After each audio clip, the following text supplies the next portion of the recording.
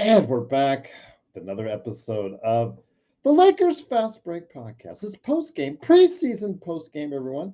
Great to have you back right here at the Lakers Fast Break.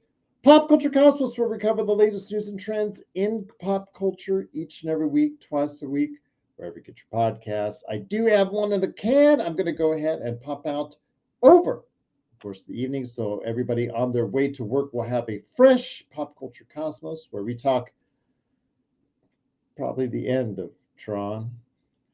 Yeah. But also as well, New York Comic Con. Talk about what Marvel was doing there. Talk about some of the trailers that were released.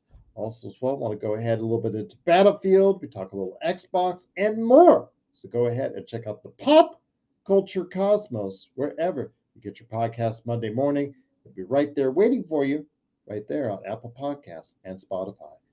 Also, as well, of course, don't forget my good friend, indeed, Chris, the art director. Of course, you know him as Drip Show. Drip Show shop for amazing quality collectibles that touch on pop culture and also, as well, of course, the sports world. If you want something in a design, in a hat, a shirt, canvas art, pillow, or more, go ahead and check it out today. Follow Chris, the art director, at Drip Show Shop on Twitter and Instagram. Let him know what you're thinking of. He'll see if he can design it for you, and he'll get you, obviously, a great quote on that as far as a good price, and send it out to you, and you will have something there that will always cherish. I will always cherish my Kobe Sega Genesis canvas art that he so graciously sent me, and hopefully he can do something like that for you. It is at Drip Show Shop on Instagram and Twitter. Also want to give a big shout out if you're in the Las Vegas area. I want to go ahead and give my friends at Retro City Games a big shout out. They are opening their fourth store tomorrow, and it will be once again a video game store on the Strip. We actually lost all the video game stores on the Strip with the closing of GameStop on Fashion Show Mall. So I wanted to give them a big shout out. They are opening a video game store on the Strip, so the Strip will have a video game store on once again at Caesars Forum Shops. That's right. They're opening up tomorrow morning at 10. Their grand opening is going to be a collector's edition. So it would be finer, upscale collectibles, video games. Really, if you're a collector of video games and all sorts of good stuff in pop culture, check it out. Retro City Games on the forum shops right there at Caesar's Palace, indeed. But also wanted to give a big shout out to, of course, Lakerholics crew. Jamie Sweet was on earlier today with me. Lakerholics.com. Go ahead and check out Laker Tom and Jamie Sweet are arguing about this time around. Once we find out each and every day what's going on with the Lakers at Lakerholics.com. Also, as well, I'm part of Jeff TV covering the Lakers and Dodgers. I know he's excited. Also, as well, the Joe Soro experiment with Joe Soro. Those guys are really excited for what's to come with the National League Championship Series tomorrow with the Dodgers and the Brewers. Looking forward to seeing what's going to go on there, but also as well what's going to go on with you guys as far as your thoughts on the Dodgers and what's upcoming there as well. Inside Sports Fantasy Football, Chris Lardieri, my good friend, my co-host on the show, has told me he is going to be available for this week. So I'm hopeful that we'll get one out to you guys, and I'll let you know on this show that we do. But also as well, my team previews. Don't forget my NBA team previews with my interviews with sports writers and personalities and hosts from all around the world who cover their specific NBA teams.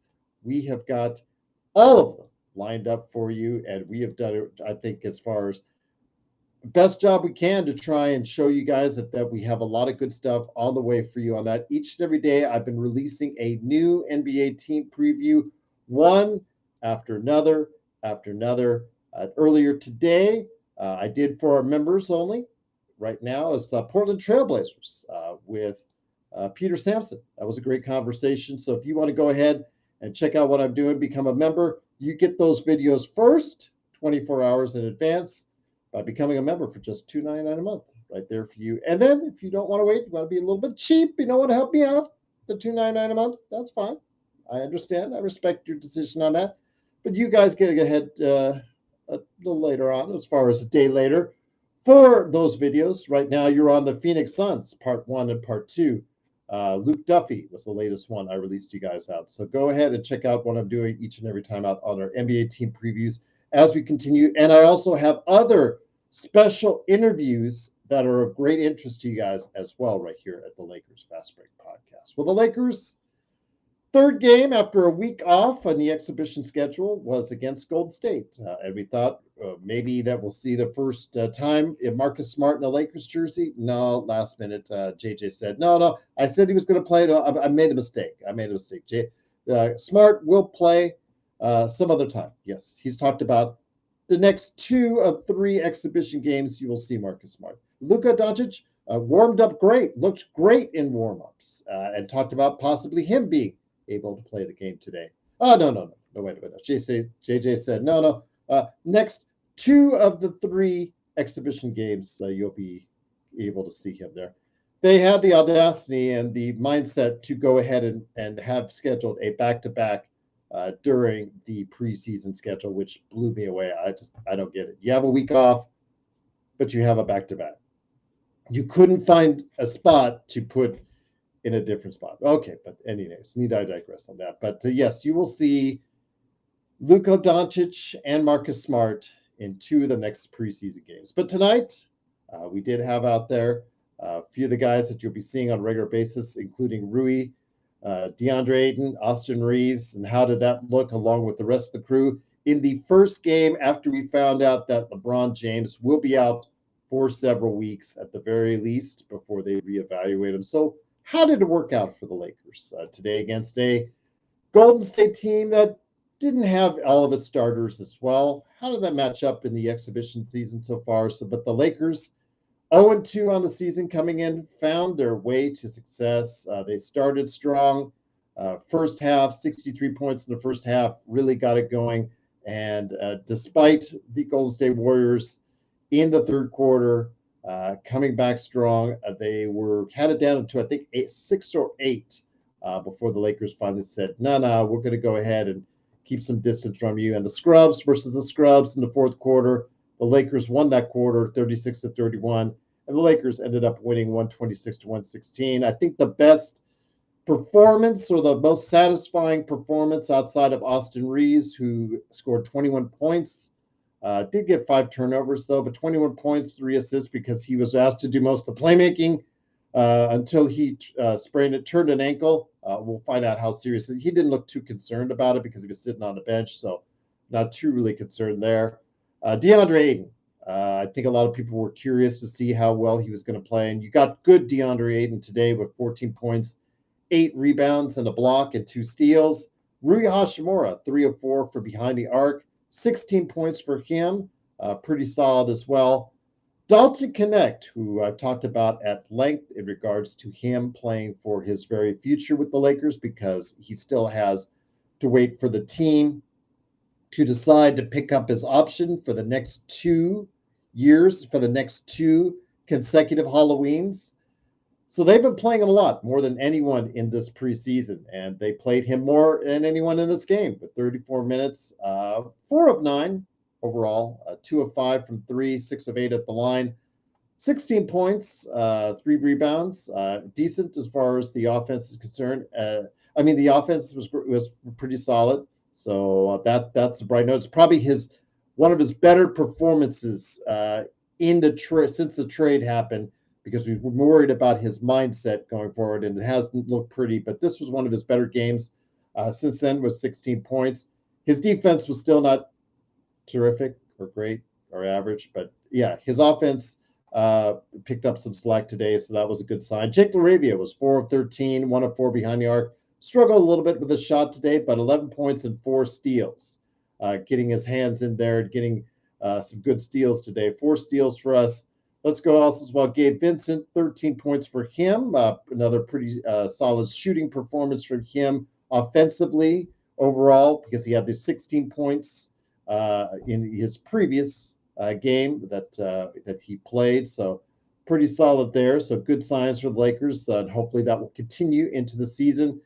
And after that, as far as the limited time that was given to some of the bench guys, Brodie James, 5 of 5 from the line, 7 points overall. Nick Smith was 3 of 3.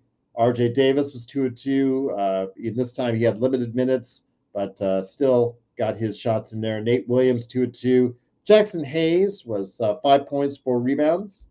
And again, the Lakers pull out the victory, 126 to 116, to find success for the first time this exhibition season. But great to have you here. Hopefully, the guys are coming up on stage here in a bit. Legend said he's on his way to talk about his Warriors. And yes, Bronny James, SB, are you talking?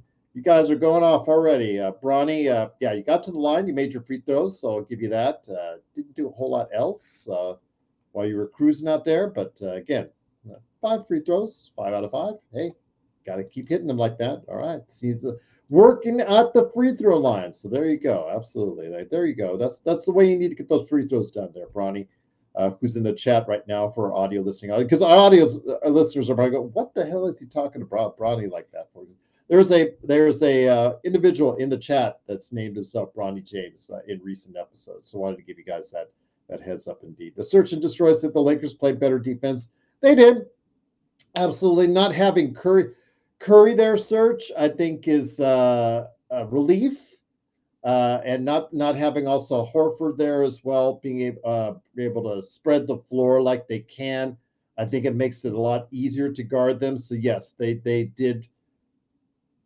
We were able to be able to defend a little bit better along the perimeter. I saw that Dalton still struggles to move his feet, and that's still a concerning note. But he did have his best offensive performance in quite some time. So I think that's a sign and a hopeful sign for Lakers fans going forward. I think they will pick up his option here before Halloween for at least this year. We'll see what happens going forward. Somebody's obsessed with Cool Bro, but okay. JSJ, do I need to meet them? You guys are just having like a weird conversation on the side, but yeah, there you go. Did you like the lob? Yes, I like the lob, Bronny. Yes, always like to see the lob. But yeah, as far as overall, again, getting to the line, you made your free throws. I'll compliment you on that. Absolutely. There were still times where you're still a little bit frustrating to watch. As far as out there, you get lost a little bit defensively at times, but defensively, it's supposed to be your calling card, but you got to focus on that. Probably get in the video room, watch exactly where you can work on some things, and maybe we will see you going forward a little bit more in the rotation, whether we like it or not. But again, with your dad out, that's going to give a little more minutes to a variety of players, and we saw a lot of those players tonight play effective minutes while they're out there. A +6 for Bronny. So I'm going to give you a compliment on that. +6. You're out there. The team was positive out there while you were out there. Jake LaRavia +12, and then many of the other players for the Lakers were a plus, anywhere from a +1 to a +8. So if you like that plus-minus statistic, it was positive for the most part for the Lakers as they win 126 to 116. Want to hear your thoughts tonight as we talk a little bit more about Dalton Connect and what his status will be. I mean, he is getting a lot of burn. It's intentional by the organization because they still have to commit $4 million for him, and they haven't committed it yet. So that's something to be aware of as we get closer and closer to Halloween. But he is getting a lot of usage time. He's getting a lot of playing time, and he's getting his looks out there. Today was a little bit better performance for him, so I wanted to give him a shout out from there. Austin Reeves, though. Austin Reeves looks ready to play. Hopefully the turn ankle was not too much of a concern. He didn't look too concerned when he sat down. So 21 points tonight for him. 5 turnovers, but again, 21 points, trying to generate the offense. But DeAndre Ayton tonight, I want to go ahead and give a special shout out to him because 14 points, 8 rebounds, 5 assists in 26 minutes. Very solid effort, and that's something I think we can take moving forward. If we can get to 15, 17 from him a game, 10, 11 rebounds a game, and just overall solid play like what we saw tonight, that's great. He had the mid-range going. I'd like to see him once him and Luka start playing together to really start working on that lob, pick and roll, get the lob going. Like to see him get to the free throw line because I know it's been a joke amongst the NBA media about him not being able to get to the line. So yeah, just like to see what the status of it is as far as him going forward, and I'd love to see him being able to go ahead and be able to play as far as that's concerned at a good level, because obviously his future is riding on it. Apples, I don't know why somebody's asking me if I like apples. You just trying to mess with us as far as that's concerned. Those are just lame trolling. If you're a troll and you're doing it lame, you get called out on for being a lame troll. So it makes no sense trolling if you're gonna do it half-ass. Troll well or go. It's just that simple. Or just watch. There you go. Joe, it says no one's talking to you. All right, Joe's a troll. Well, yeah, we all know Joe's a troll, but that's just Joe. That's just Joe right there for you. I'm not reading it. Somebody said if I don't I know somebody said if I like apples. I'm like, what the hell does that have to do with the Lakers game? I don't care about apples right now. I care about the Lakers. And if you had any guts, Joe Soro, you would get on stage and talk about what you saw, what you liked and didn't like, and give people real analysis instead of your chit chat on the chit chat there. Give people real analysis of what you saw and observed in today's game, because I noticed that comments were earlier today that in fact, Jamie's guest said exhibition is important. Well, exhibition is important to guys that are trying to crack the rotation or make an NBA team.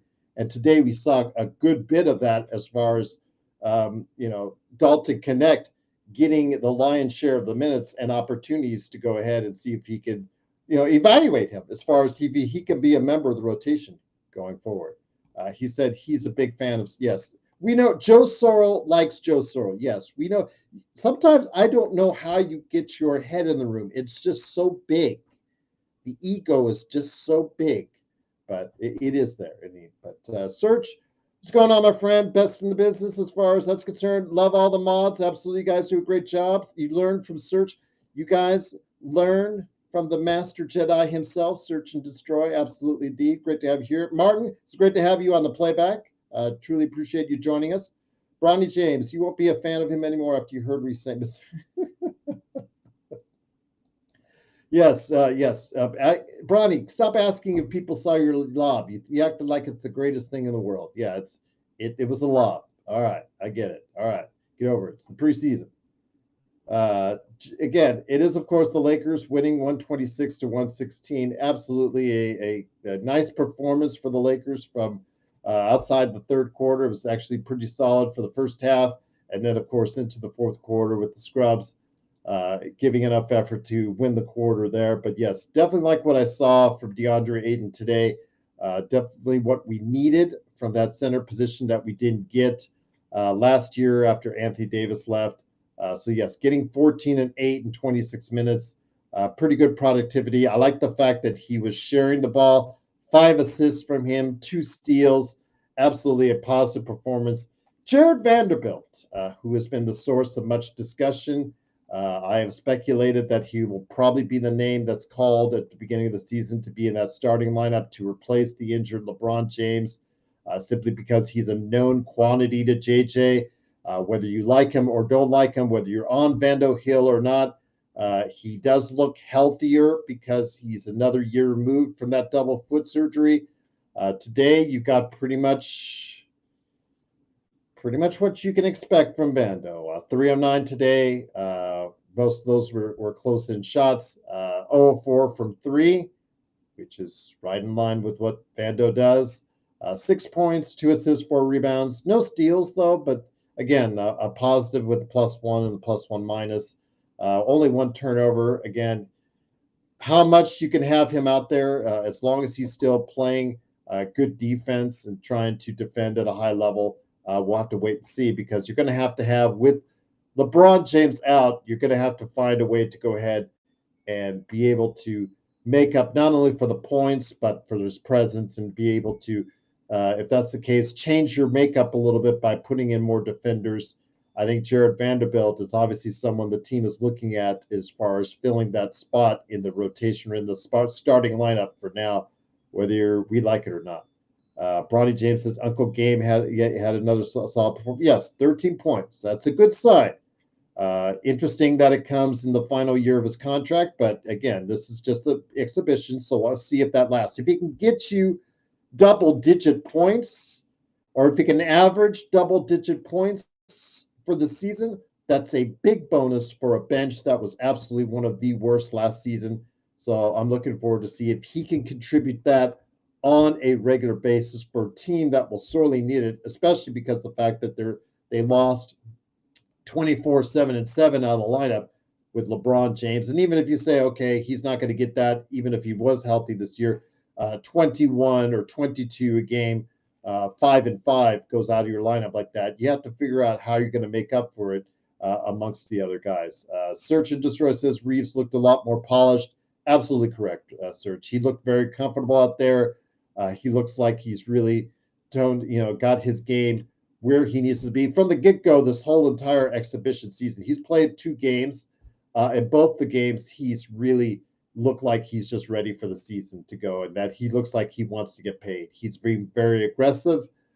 His playmaking skills seem to be pretty good. The turnovers, 5 turnovers. Sometimes he was being forced to do too much, but then again, he'll have Luka alongside him on many occasions, so he won't have to try to force things in the offense maybe as much as he is right now, but he will be getting increased usage with the injury to LeBron James. So look for him to be a key part of the Lakers offense going forward, even more so in the coming weeks and months. So I'm looking forward to seeing that. He looks like he's ready. And if he can get anywhere close, Search, to 40% shooting, as far as his three-point shooting is concerned, that would be just such a big bonus.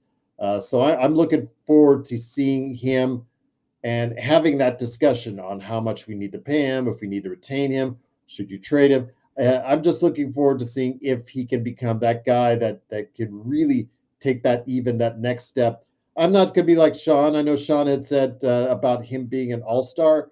I'm not ready to go there yet, but if he can become even a close to a top 50 player in the league by the time the end of the season's done, that really is a big bonus for the Lakers. Although some people would say he's up there right now as a top 50 player. So there you go.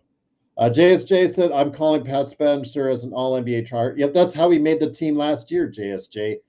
Pat Spencer is Mr. Hustle. He doesn't have the gifts that a lot of the other players do that they take for granted in the NBA, and he is a big effort guy, and you got to give him credit for that. And obviously Steve Kerr likes that, and that's why he was on the team last year, and that's why he's playing it right now. I think Bronny need to take some lessons from Pat Spencer, because sometimes he gives the effort that I think a lot of people would like to see more of from you on that, as far as on both ends of the floor, as far as being able to give that extra 100%. I think a lot of people have said that sometimes you look too relaxed out there, and I think if you need to just go ahead and obviously give as much effort as you can, then obviously that will help the Lakers going forward, as much as we'll see if your shot improves as well. I mean, if you can have a chance to go out there, Bronny, and be able to play solid defense and be able to shoot at least an average level in the NBA,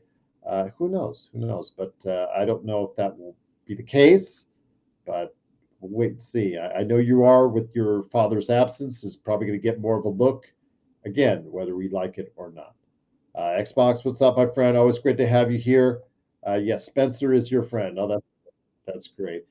Look at what the cat dragged in. It is my good friend indeed. It is, of course, the mastermind behind SimBlades, SimBladesWorldwide.com. I know him and I go at each other all the time, but there is no doubt who I would recommend for your next lawn or artificial turf needs. It is SimBlades, SimBladesWorldwide.com, because you cannot deny the quality that it's there. And also, as well, the guy behind the Joe Soro experiment. It is Joe Soro. Joe, good to have you here. I know that my audio is on mono for right now. I'm going to try to adjust it while you talk, because I think my headset is just something wrong with the battery right now. So I'll try to figure it out right now, because I'm on my camera mic. But let me ask you this. Let me take away some good thoughts from you on the game, as far as how the Lakers looked in that first half, because that's really what we can evaluate it on in these exhibition games, is how they looked in that first half. DeAndre Ayton is going to be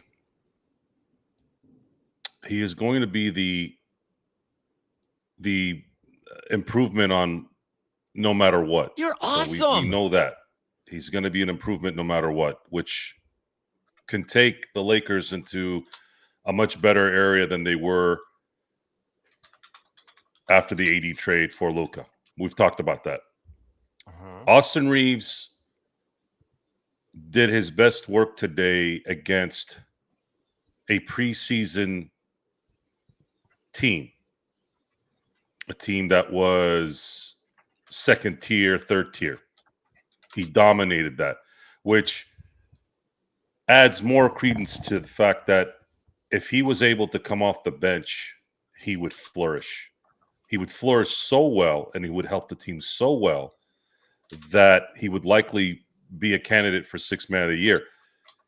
The roster may not allow that, though, if Marcus Smart is not available on a regular basis, if LaRavia isn't hitting his shots, if Dalton Connect doesn't hit his shots.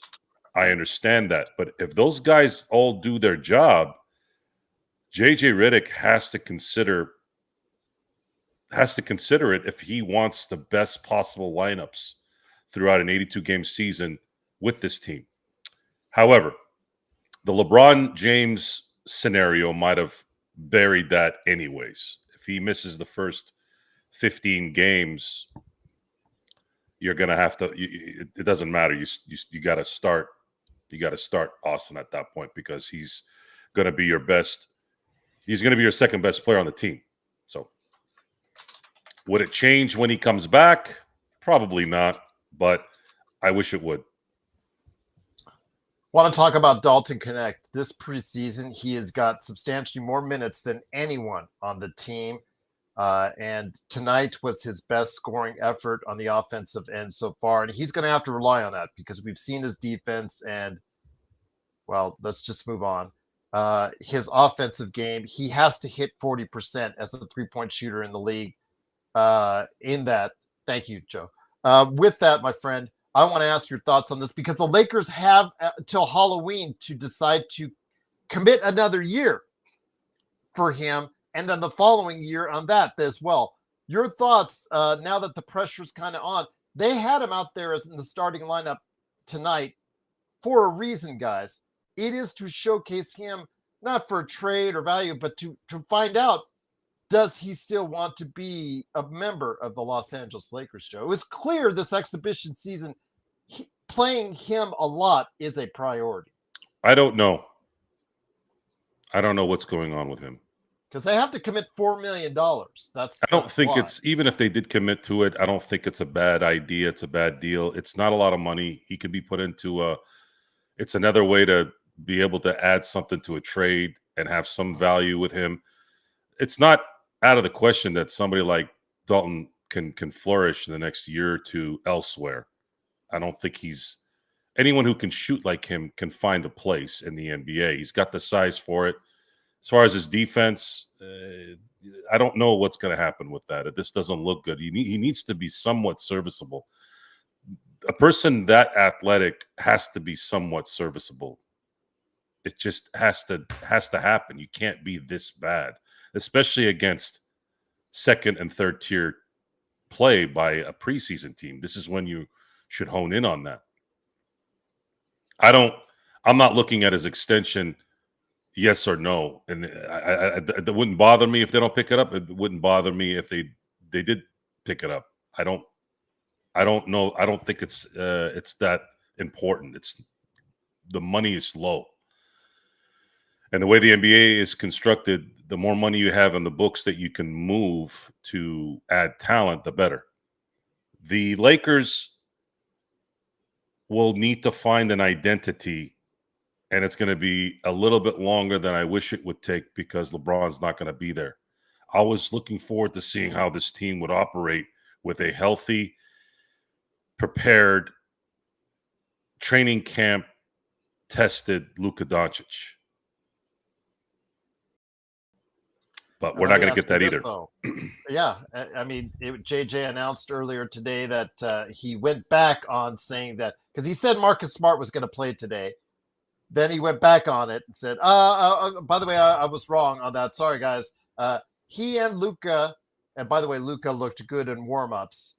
So he's fine, guys, out there. If you want to just take it on Twitter, just go ahead, look it up because he looked just fine. Those guys are going to play 2 of the next 3 exhibition games because, again, as I said, in their foresight, they decided to go ahead and plan a back-to-back exhibition game, which just blows my mind away still every time I say it. Why you would do that exhibition game season is beyond me. But, okay, needless to say, they're going to play 2 of the next 3 exhibition games. What are you looking for when those 2 finally become part of the lineup as far as what those 2 are going to do, what they need to work on, and how they need to go ahead and integrate themselves back into the team? You're talking about Luka and Marcus Smart? Yes, they are both scheduled to play 2 of the next 3 exhibition games. I would like to see both play together for about a quarter. At least 1 quarter out of the 2 games. Not in each game. I want to see. I just want to see the body language. I want to see how they move. I want to see how the backcourt looks, defense, offensive wise. I'd like to see how their chemistry is a little bit, even though it's not going to be enough to really make an assessment. But I want to see that. I want to see how Marcus moves because it's going to play a big part in what the Lakers can be in the end. If LeBron comes back in December, let's say he misses a month. Just say that, let's say he comes back December 1. And the Lakers have done pretty well. Let's say they're sitting at 10-4, 9-4, something like that.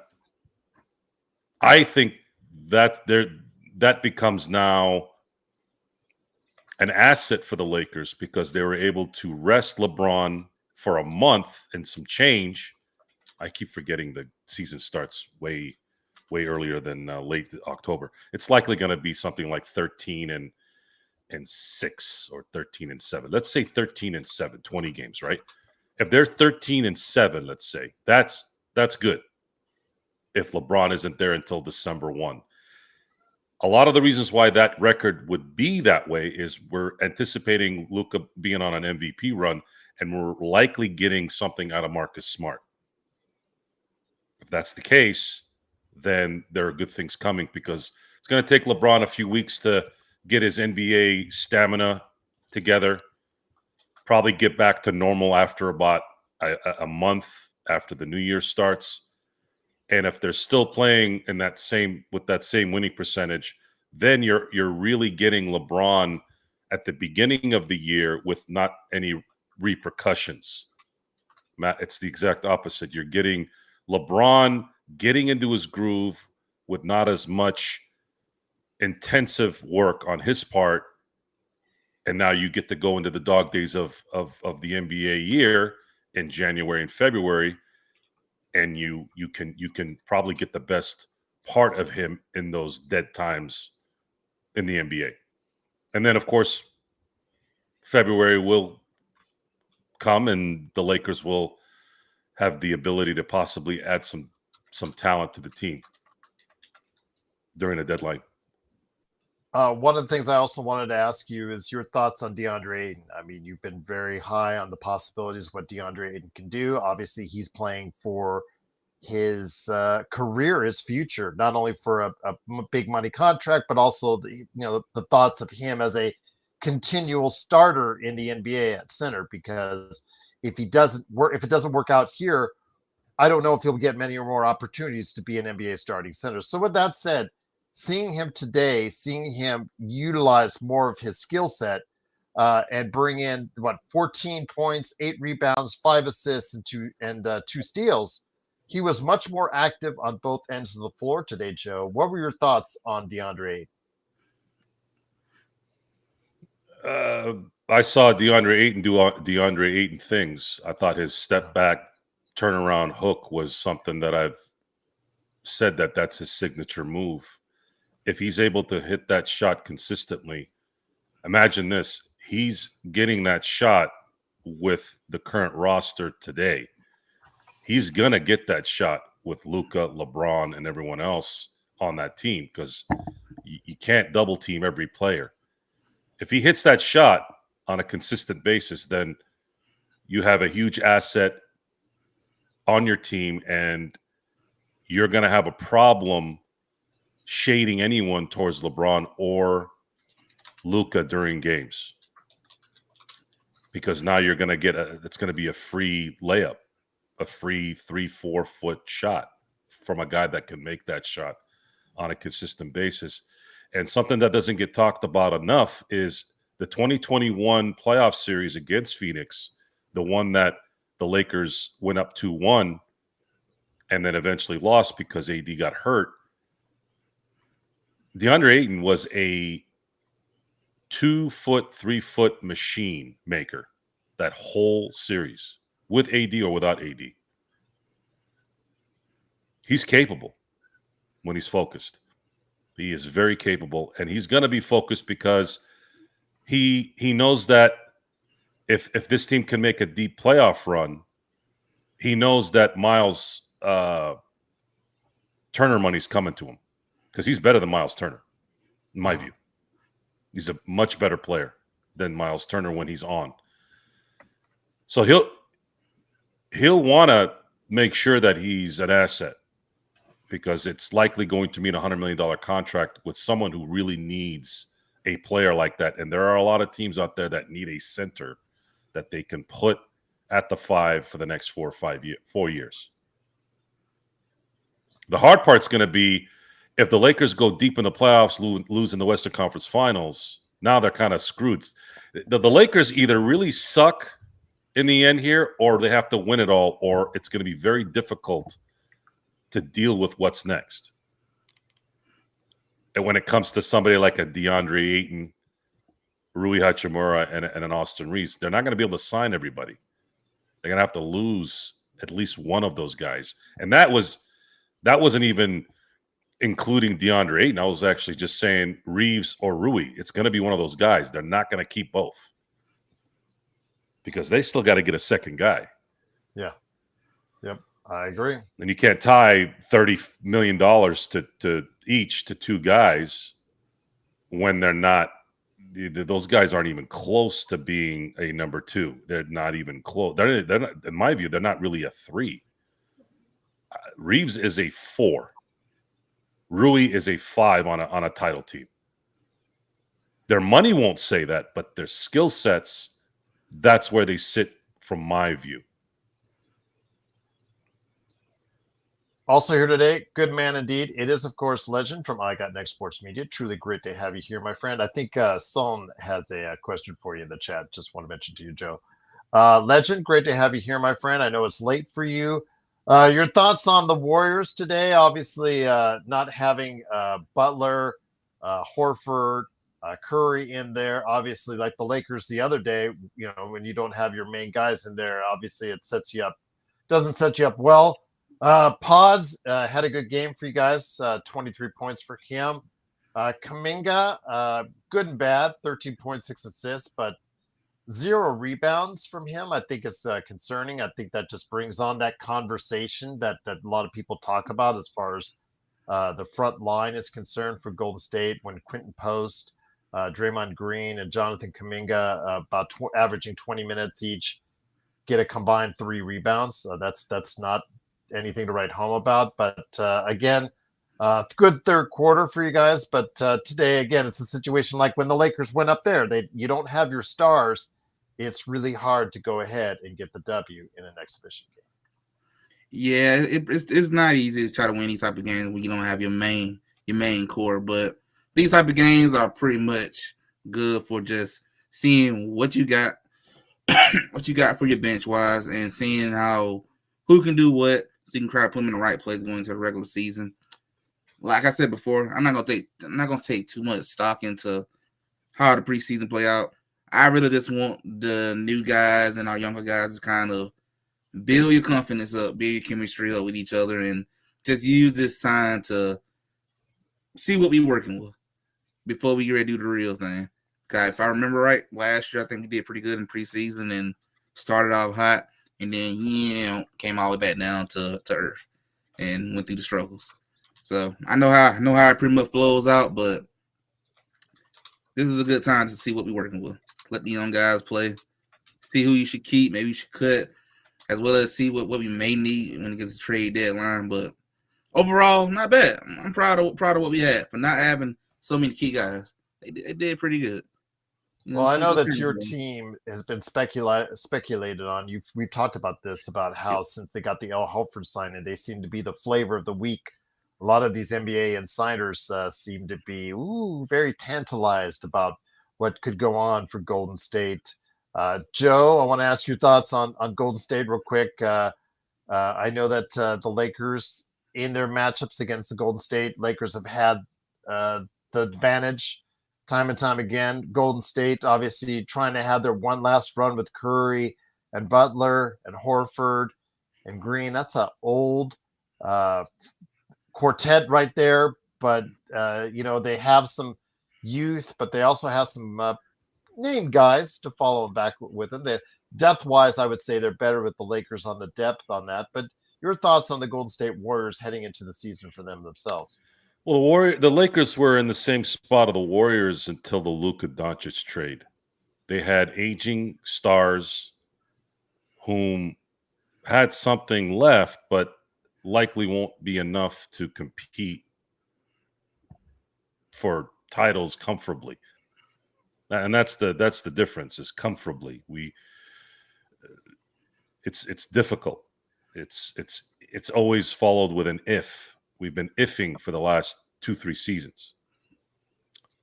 Jimmy Butler was supposed to be a player that was brought in to see if things played out correctly in the playoffs.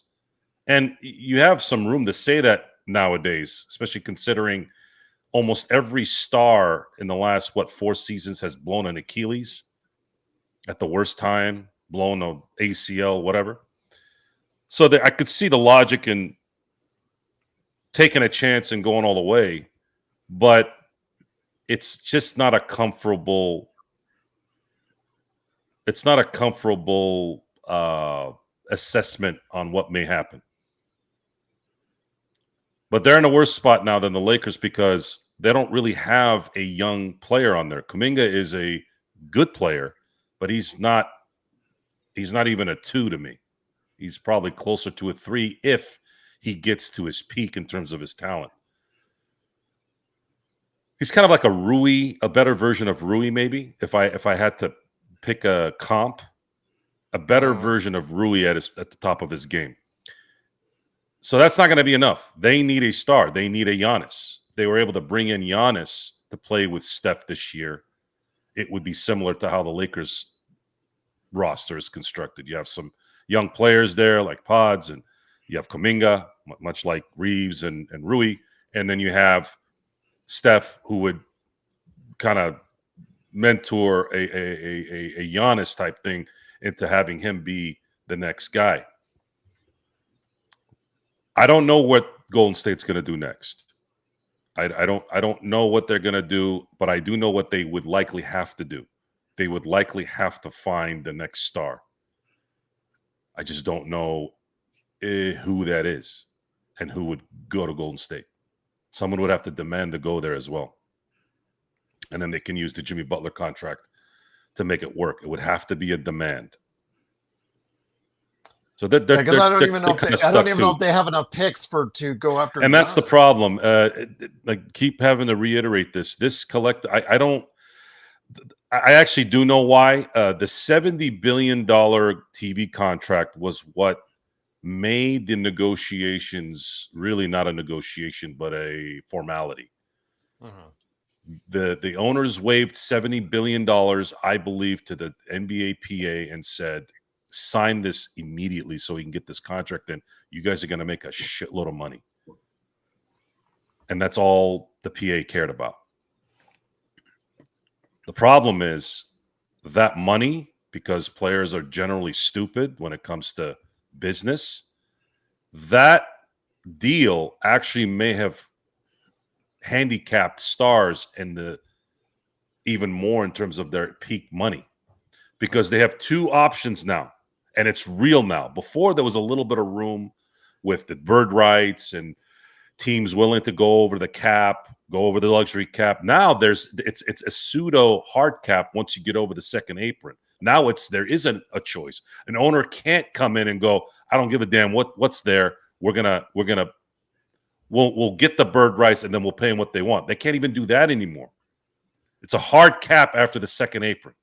So now a star player, we were talking about how Luka and more than likely Wembanyama, they may be the first 80, 90, $100 million a year players. Not really. Not really. Because if they do that, they will handicap their team and they will not win because they won't be able to pay anybody. It will happen in baseball because there isn't a cap right now. There's going to be a lot of discussion after 2026 if there's going to be a lockout. But in the NBA, that new deal handicapped the stars. And pardon the word, but socialized. They finally socialized the NBA with that deal. And it doesn't look like the players really understood what was going on there, especially the stars. So now, what are they going to have to do? They're going to have to be Tom Brady. You want to win 7 Super Bowls, you're going to have to take a pay cut. So the next extension that Luka wants, especially if the Lakers get a second player, meaning a second star, he's going to have to make a choice on whether he wants to win championships in a consistent basis or be the top paid player in the NBA. Once again, the Lakers win 126-116. It's Joe Soro and Legend, along with me, Gerald Glassford. Thanks again for watching, listening. Truly appreciate it. So, Legend, we're trying to meander halfway through the exhibition season. You asshole. What the hell are you saying R.I.P. Phil Jackson for? He's not dead. He just had an 80th birthday. Stupid ass. Scared the shit out of me. He's not. That's just what I was. Fucking asshole. Oh boy. My heart stopped, man. 2025 has been a shitty year, man. We've lost how many people? We just lost Diane Keaton. Yes, absolutely. Stop fucking around, man. Seriously, what the hell? You just gotta laugh because our chat just does and says the damnedest things. But Legend, let me get you back into this, my friend. So with the regulars, with the exhibition season halfway done for many teams, what are you looking to accomplish? What else is there need to be worked on from the Golden State vantage point? Because again, a lot of the players, Austin Reeves today, can we just get this started? He looks ready to play today, and that's why when he turned an ankle, people are like, because he's already ready to play the game of basketball right now. And obviously there's still 3 more games to go. Obviously the Lakers are still trying to figure out rotation things. And in the case of Dalton and Bronny, who are getting extended minutes, whether or not they can actually compete for rotation spots. What is going on with Golden State and as far as the rotation is concerned? Because obviously I told you about the old quartet. They're 4/5 of your starting lineup right there. What happens with the rest of the guys and how that's working out? I think Pods sewed up the 5th starter spot with his performance today. Yeah, I think Pods pretty much locked that down. Pods, a lot of your other younger guys. We got Milton, who's still coming back too. A lot of them still competing for spots, still getting a feel of what we got. Wise, the biggest thing I'm hoping for is just seeing growth versus how it wasn't that playoff run. Having a chance to see if a lot of people's offense has come up some, because I know that's what the biggest thing that we saw in that playoff that pretty much killed them. So having the chances to see what they look like, seeing how much Pods has grown up and become that, I want to say maybe not a Klay Johnson, but a good like Eagle Dollar or something like that. Why can he grow and become something like that? Wise, but other than that, just seeing the young guys just compete, show their improvement, and then maybe the team gonna really blossom after we probably move off of Kuminga and trade deadline. Because I think what's going to end up happening, and maybe we can get into the sweepstakes for our guy in Milwaukee. See what happens. So when you see a player like Fred VanVleet go down for Houston, you see a player like LeBron James go down for the Lakers. Keegan Murray was the latest to experience an injury. He'll be out several weeks because he had, I guess, surgery to his thumb because he hurt it last night or heard it the other night against Portland. When you see these type of injuries start to matriculate throughout the Western Conference, how advantageous do you find it for Golden State to maybe move up a slot or two in the Western Conference standings? It make you realize them younger players, you're gonna be looking at them a lot harder. And because we got a lot of older guys, because that's the biggest thing I was going to season worrying about. And that's why I was so shocked that so many people were so high on them. Because you got a lot of guys in their late 30s, and at that age, you expect injuries to happen. So it's like, how often these guys are going to stay healthy? I think Steph is going to stay healthy. I think Steph will be all right. I'm not full sure for Al Horford. He's in the 40. I'm not sure for him. But we're going to be looking at the younger guys a lot. We're going to need Paul and all them to step up. We're going to need them guys to be able to carry their weight. Because it's going to be some nights where you probably want to know how to rest some of the older guys and try to finger cross that you can survive the injury bug. Because, like you said, Jared, we ain't even started the season yet, and a lot of main people are already going down, dropping like flies. Absolutely. And speaking of that, Joe, again, we heard word earlier this week, there's sciatica issues. Maybe it's from picking up the Hennessy bottle too much in that ad or whatnot. But I will say again, obviously, is this going to affect the Lakers? Despite the fact 41 years old, whatever you could say about LeBron, he still was going to get you 20 to 22 points, 5 assists, 5 rebounds. That is really hard to replace in the lineup. So how do you approach it? How do you think JJ will approach it come the start of the season, Joe? Not having LeBron there possibly for quite a spell, maybe 15, 20 games, maybe even more. This could be a lingering problem throughout the season. Run and gun. I want running and gunning. And the wings, waiting in the wings, ready to shoot. You got young guys that are here. You have Dalton. You have LaRavia. You have Luka. You have DeAndre Ayton. You got young guys here. You have Austin Reeves. These guys are young. These guys are in their mid-20s. That's it. Guys, NBA players in their mid-20s are the perfect, especially when they're good players or great players. They're in that area where they've gotten enough of the taste of the pro game and the NBA game, and now it's time to really unleash them because the bodies can handle it. Now their minds have caught up to their bodies. Run and gun. I want to see running and gunning.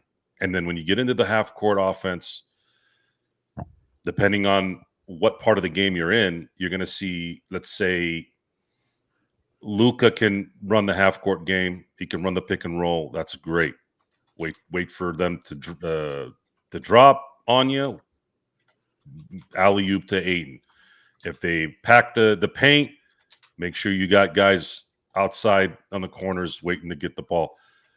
Running and gunning, though, will allow this team to keep their opponents never being able to get set. Showtime should be coming back. Luka Doncic is Showtime. They don't call him Luka Magic for nothing. He can run this. He can do this. And he's got some horses now that can handle this. So let's do that. Let me ask you, though, because Luka, sometimes pace has been an issue with him. He actually in this last year with Dallas finally decided to speed up the pace a little bit more. But you could see him with his passing skills. He could really lead a break and lead that type of offense you're asking for. But he has been so used to just setting up the offense, figuring out what's going on. Then 20 seconds into the shot clock, being able to go ahead and figure out what's going on then. I really would like to go with you on that as far as an up-tempo offense that I'd like to see with LeBron James out of the lineup, that even they rely on it even more, Joe. Getting easy baskets, it just helps the offense flow. I mean, Indiana, look at the success they had when they had Halliburton last season, about how keeping the pressure on the defense on the other team really makes it a lot easier to win basketball games. It is. It's very. It's key. It's a key to a couple things. Number one, your defense benefits from easy baskets because you can get back on defense much quicker.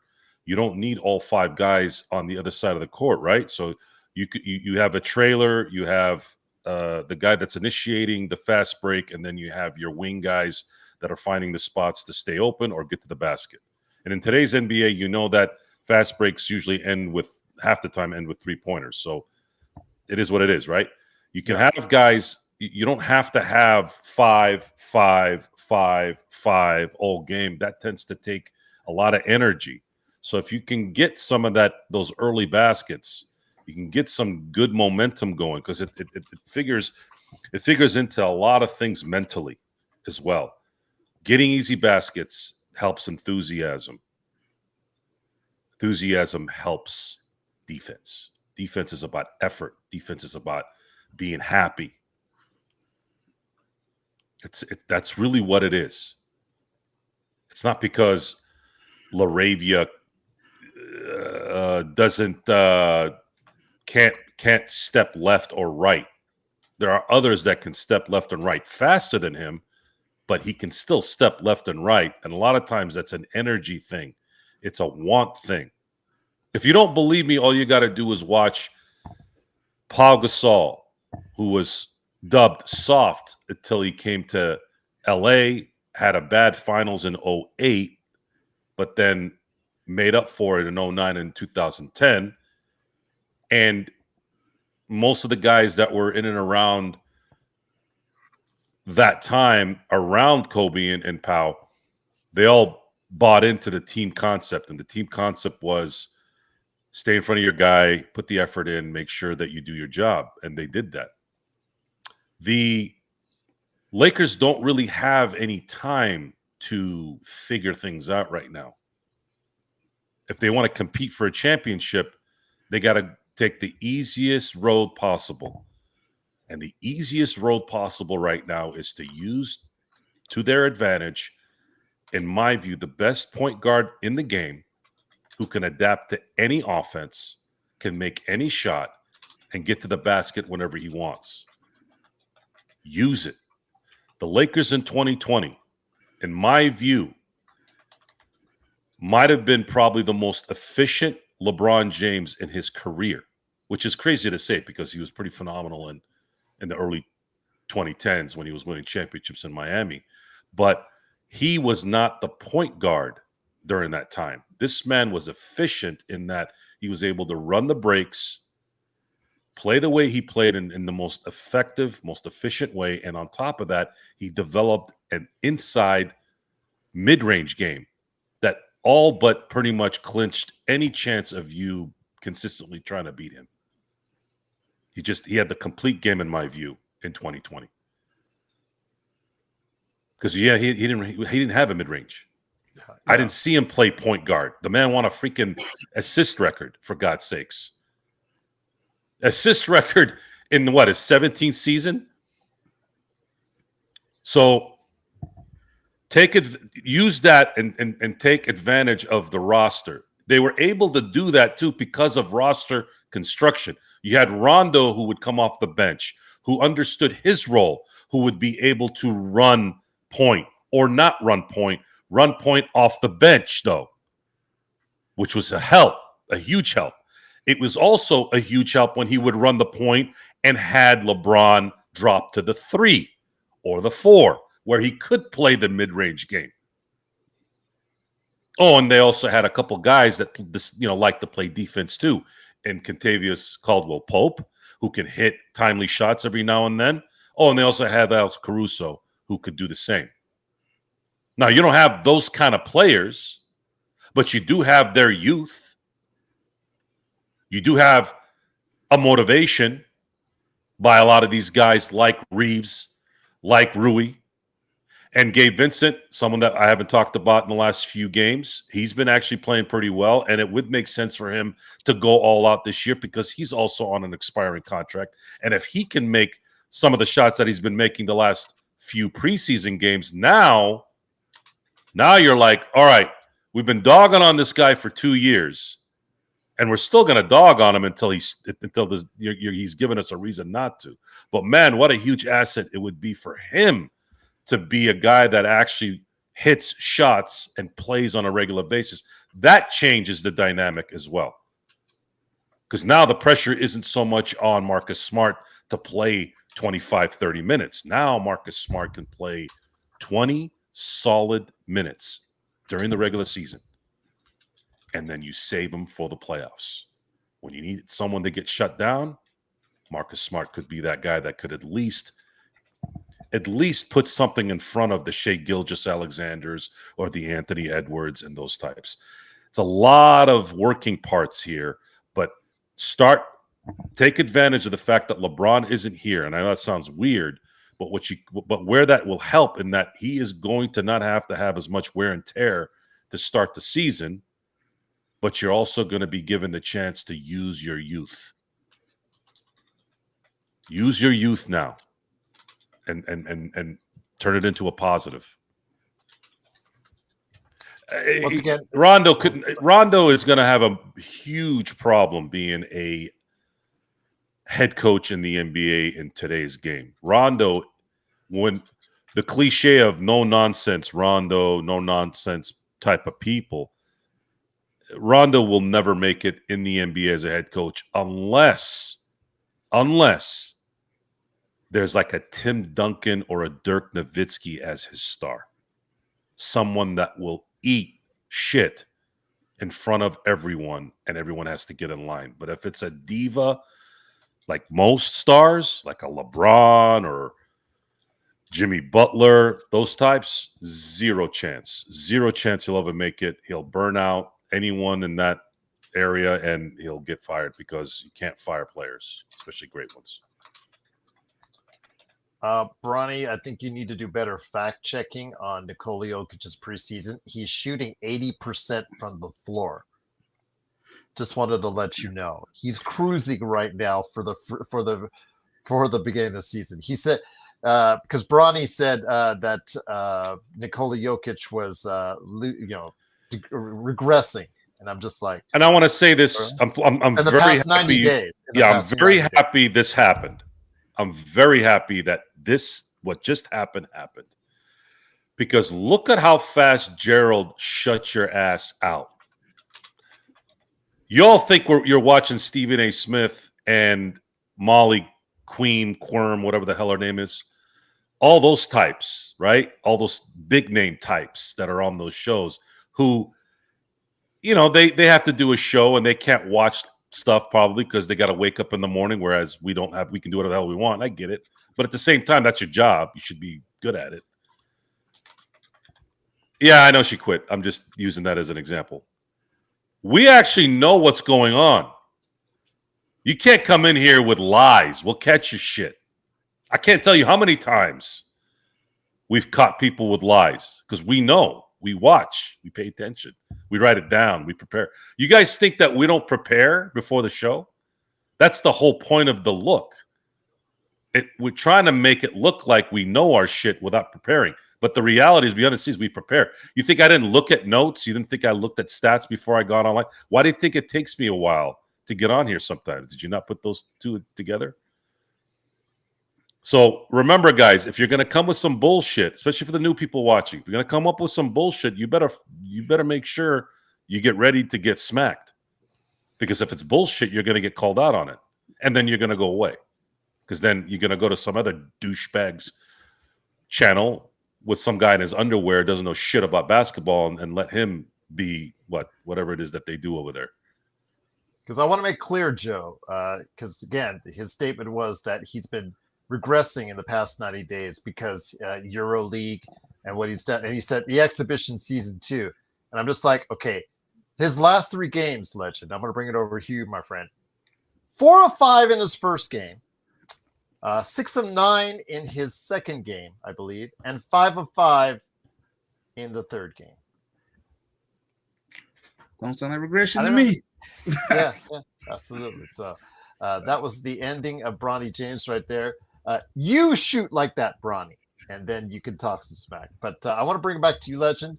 Joe, I have a Rui question coming up here for you in a second. But Legend, I want to ask your thoughts with it. LeBron James, obviously, that's a big injury note for the Lakers. Their number 2 guy on the team. What he brings, what he does, arguments aside, Hennessy ad that was atrocious aside, attention getting aside, he does bring what he does bring, even at the age of 40 plus. I want to hear your thoughts on how, like for instance, with the Warriors, let's say a Butler goes out as your number 2 guy. What does that mean as far as for your team going forward and how you have to cope in the early weeks and possibly months of the season without LeBron being in the starting lineup?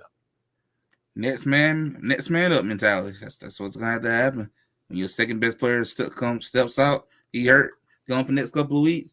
That's when you look at Austin Reeves, all of them, you gotta step up. You gotta step up to the plate. Hey, this is the moment when you show you worth that big money that you want. This is your time. This is when you laid all the chips out there. If you can step up at this moment, hey, you prove at that point you worth the money. But if you can't hold your end of the bargain, then you ain't worth the money. So this is when players like him, DeAndre Ayton, all y'all trying to get that payday. This is it. This is it. A major piece is missing. This is it. If you ever want an opportunity to show up and show out, it's right now. You got to start out the season strong. You can't go out here and be lagging and ain't got no energy. No, man, it's time to step up. And that's the same thing with the Warriors. Butler go down, pause, all them, you got to step up. That's when all the other guys are supposed to be able to fill in the blank. That's when your third, your fourth, and fifth best option ought to be able to do enough together to make up for that second person. You can't make up for the complete impact, but the scoring wise, you ought to be able to replace that part. The defense wise, you should be able to replace that part. So this is Austin Reed's time to me. This is it for him. This is when you're going to show how much you're worth. Kurt's got a great question for us. I'm going to read here in a second, but Joe, I wanted to get your real quick thoughts on this. I was highly encouraged by what I saw from Austin Reeves today. He's set to go. He's set ready for the season. DeAndre Ayton, 14 points, 8 rebounds, 5 assists, 2 steals. He looked really solid tonight, and really that's an encouraging sign for going forward. But the thing we haven't talked about yet that I thought was really encouraging was Rui Hachimura. I know that a lot of conversation about whether he should start, not, what have you. But tonight, the thing that I saw, 3 of 4 from behind the arc, 16 points. It's the 10 shot attempts, second highest on the team, tied for second highest on the team. That really encouraged me, Joe, because again, one of the things with LeBron being out that has to happen is Rui has to become more aggressive while still keeping his efficiency, Joe. Sure. There's only one basketball, and it's always hard for everyone to get what they need unless they understand the role and understand that when they're needed for specific games that they need to be the main option at that moment or at that game in general. I think Rui understands that. He's a team player. Austin, to a degree, understands that too. And I say to a degree because I still, again, feel that if certain things play out, I think he'd be better off the bench. He'd be better as the 6th starter. However, LeBron's injury is no longer allowing that to happen. So I'm not going to harp on that really until I see this team do what it needs to do when LeBron comes back. These guys played tonight the way they're supposed to play against second and third tier lineups. DeAndre Ayton, Austin, Rui. So I'm not surprised either. I'm comfortable. I'm comfortable that these guys are ready to go. And that's good. What I'd like to see after this is I want to see LaRavia and Dalton connect, be the players that this team needs them to be. LaRavia needs a little bit more concentration near the basket. I think he's playing ahead of his hands. I think he's too excited. He plays like he reminded me of Jared Vanderbilt a little bit in terms of his hands being too quick for his thoughts. And it could be he's anxious. It could be he doesn't want to mess up. Fine. That's what the preseason is for, is to get that out of your system. But LaRavia needs to be valuable in fundamental basketball.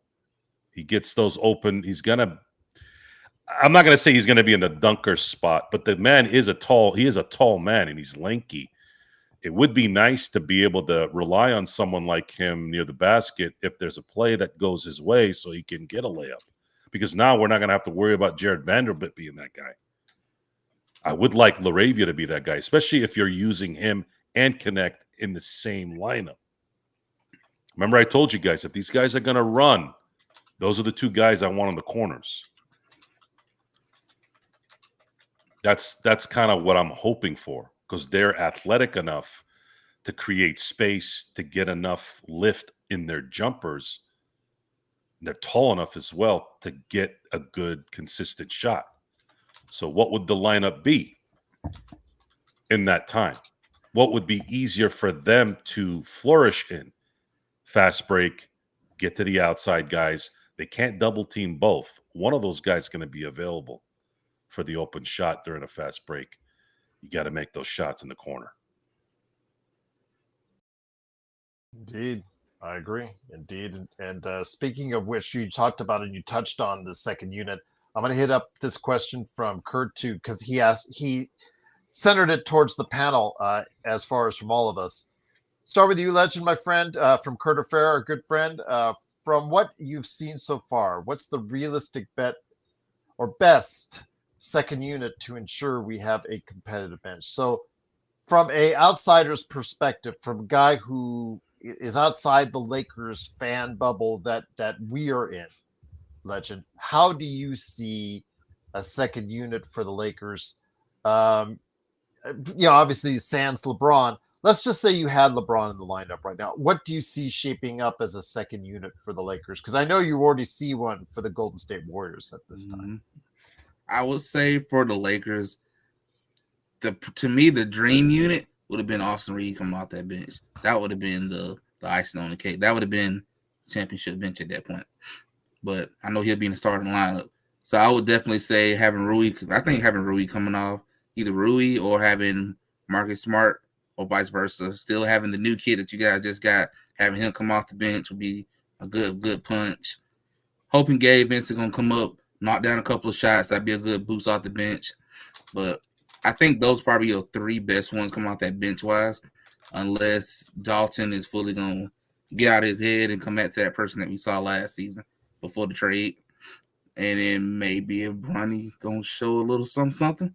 Maybe. I don't know. Maybe. But other than that, I think that would be a good strong second unit to me. But I know the dream would be having Austin come out that bench. That is the main man that should have been leading that second unit. That's the guy. Sixth man of the year pretty much at that point. Let me ask you the same thing from Kurt right there. As far as the second unit, Joe, how do you see it shaping out? Let's say LeBron was healthy, because if he comes back before the end of the year, obviously then that gives us a chance to solidify what the rotation is. What are you seeing as a second unit coming off the bench? I would Great say, question, by the way, Kurt. Yeah, I would say slide Austin to the point. So they would start. Here's how I would set up the lineups. It's so weird because LeBron's not going to be there, so I don't know how. Here's what's going to happen this year. I think what's going to happen is they're going to slide Austin as the point guard when they start the second quarters. Let's say if Luka's sitting. Okay. And he'll run the offense. And it'll be more half court, which is fine. Second units are not as rigorous as first units. So look for Austin to be the point guard, because really the Lakers don't really have another real point guard other than LeBron, but he won't be there. So I've seen LaRavia handle the ball a little bit. I don't know if that's on purpose. I don't see him running any kind of point forward or point guard thing, so that's not likely a reality there. So second unit, I see Austin taking the point guard duties at the beginning and helping the team create what needs to be done in terms of running the next 6 minutes in the second quarter before the starters get back. Alfred, great to have Alfred Esmond in the chat. I'm going to go ahead and make sure we touch on the Phoenix Suns game, a little bit of what we should focus on, because I have a feeling that will be the game where we see Luka and Marcus Smart integrated into, because that is the next game up. But Legend, I want to ask you this in regards to what JY was asking. Legend is right on the next man up, because JY was giving you compliments on that. What about the coaching? Do you hold the coaching staff accountable? Let's say for both Golden State and the Lakers, are we accounting for the coaching staff? We know that Kerr is in the last year of his contract, and he hasn't either accepted or been offered an extension on that going forward. But with JJ as well, as far as how, when you shape up these benches, when you shape up these rotations, how much do you make the coach accountable for these rotations and how smoothly or not so smoothly they run? I hold the coach out. I hold the coach under a lot of pressure as much as them players, because at the end of the day, it's gonna come down to you. Even when your best player goes down, you gotta be able to get the best out of what you got available. So you got to set up those guys into the best situations possible to get the best out of them. So even when LeBron's not there, hey, you gotta bring the best out of Rui. You gotta bring the best out of Austin. You gotta bring the best out of Connect. That's up to you to figure it out. That's your job. That's what they're paying you all that money to do. Figure it out. You can't just sit there and have a clipboard like Darvin Ham and say, "What you expect me to do?" So you gotta put it together. So I say there's a lot of pressure on them as well, other than just the players. Because at the end of the day, you the coach. Even though they out there playing, they got to talk to you. They're talking to you first. They running your plays. So if it goes down wrong, you're going to take the most heat before they will. That's for sure. And plus, you just signed a contract extension. So even though you are secure for a couple of years, you still want to play your butt off, because when new management come in, you might be going bye-bye. It happens. So you still want to go out here and give you the absolute best. So you gotta do your part and stand up these guys in the best position. It's on the coaching staff on that one. So I'll bring it to you on this. And once again, the Lakers win 126-116. Joe, they finally win a game. They're 1-2 on the exhibition season. Their next game is in Phoenix. It's funny, I was looking up as far as what the tickets are going for. And just screams what the Phoenix Suns demand is, Joe. By the way, tickets start at $12. I just wanted to mention that to you if you want that part. But guess what? The next night in Vegas, it's $68 they start at. Just to give you a heads up on the difference in pricing on that. That's crazy. But be that as it may, I do think the Phoenix fans are going to get the treat, because it seems like that the Lakers, since they're playing JJ and Smart 2 of the next 3 games, one would assume that it's probably going to be in Phoenix. Your thoughts on what to look forward to with the Lakers suiting up against Phoenix Suns on Tuesday? The evaluation process in the preseason is about how the player is moving, how they're making their shots, the energy, how they deal with momentum, and then also seeing what maybe a young player that we don't know about, how he performs. That's really what preseason is.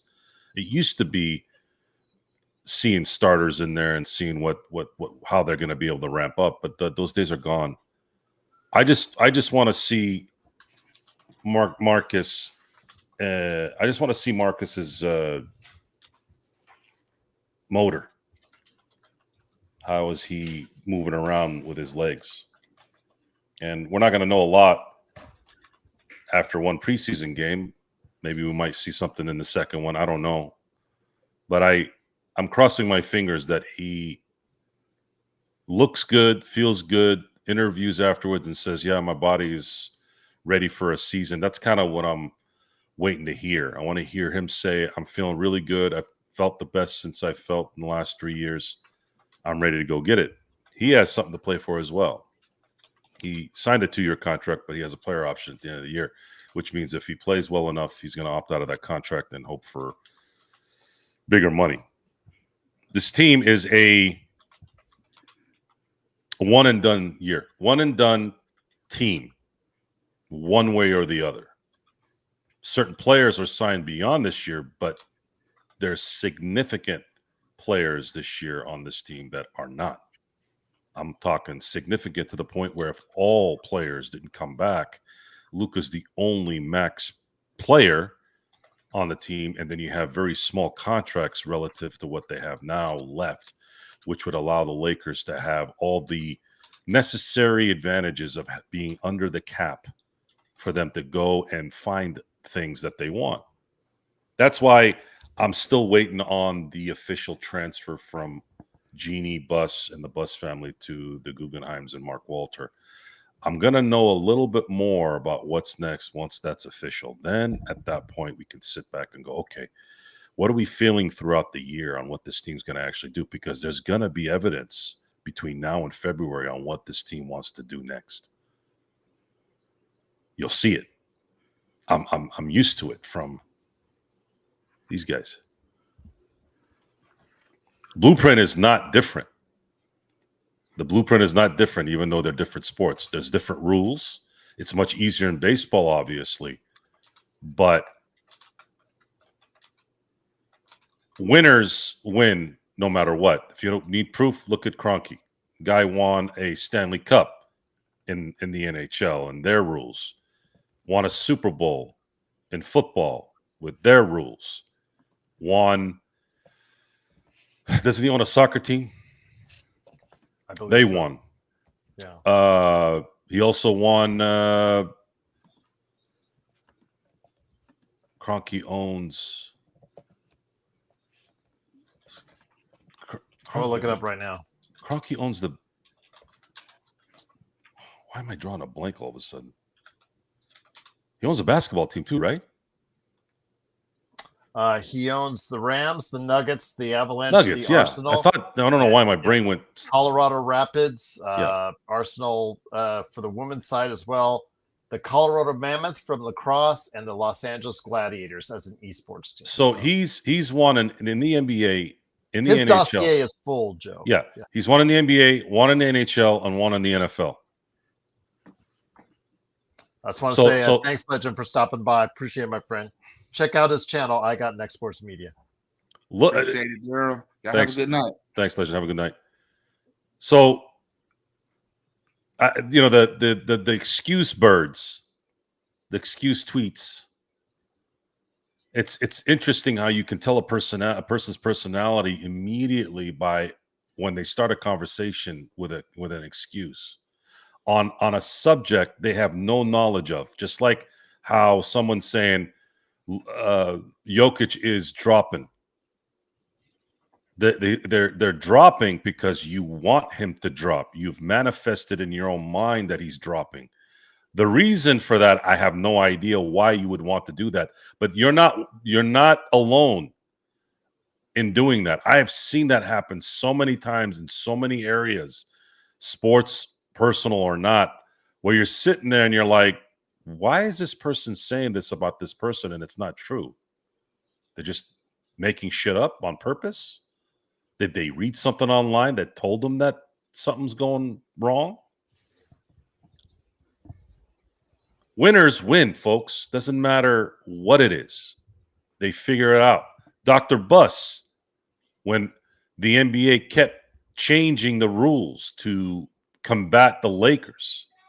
Now, that in itself could be something where I might be exaggerating too.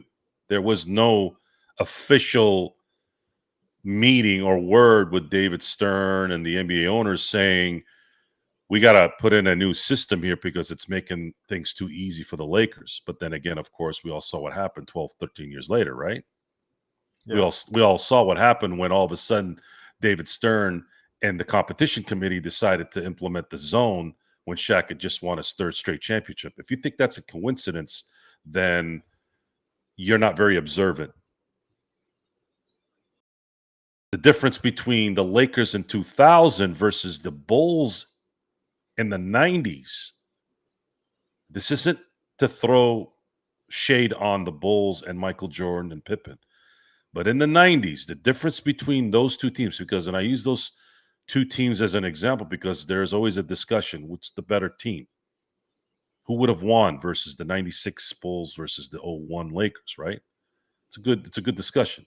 Something that we should talk about during the year as well, even more. Yeah, I'd look forward to that. Absolutely. The difference between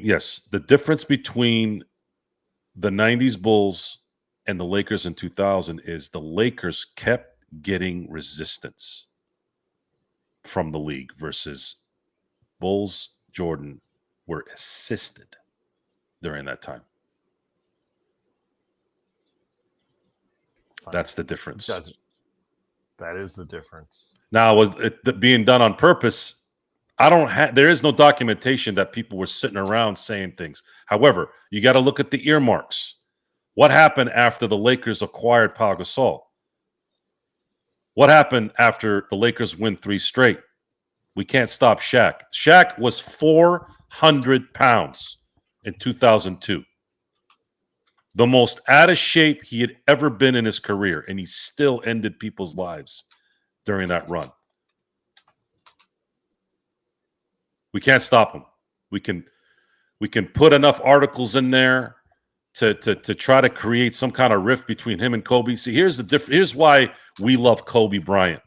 Even through all the BS, Kobe always scaled back in the playoffs. He always kept the issues behind. It came to the forefront in 04, obviously, during the Detroit Piston thing. But that whole year was a different story. It wasn't about Shaq and Kobe. It was about Kobe's major mistake that he made in his life that absolutely just destroyed that year and destroyed him and destroyed everything on that team. But